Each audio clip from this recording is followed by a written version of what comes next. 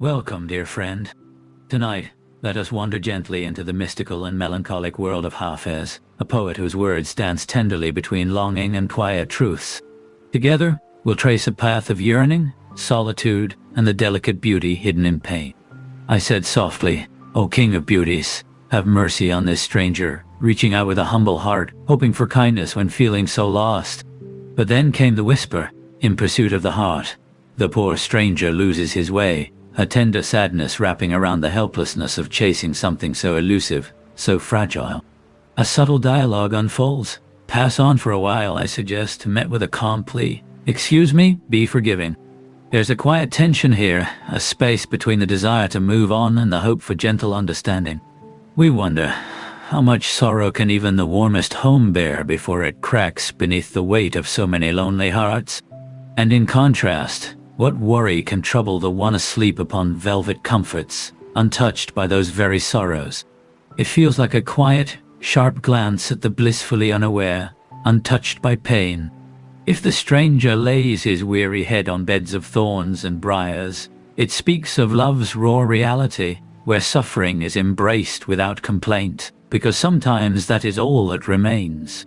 O beloved, in whose tangled hair many souls are bound, your enchanting snare captures hearts familiar and unknown. That tiny mark, the black mole on the radiant cheek, is a soft celebration of a detail that forever charms the lonely wanderer. The reflection of wine shimmers in the glow of your moon-like face, weaving a dreamlike intoxication. Love itself mirrored in light and shadow. Like a crimson leaf set against pure jasmine, the stranger stands apart, strikingly alone, and beautifully different. So peculiarly falls that small ant-like mole near your face, a tender fascination with the little mysteries that hold us spellbound. Though in a world designed for flawless gardens, it is the unfamiliar dark line that quietly holds a strange and haunting beauty. I spoke to the evening of strangers, wrapped in the beloved's dark locks, a moment heavy with solitude and hidden allure.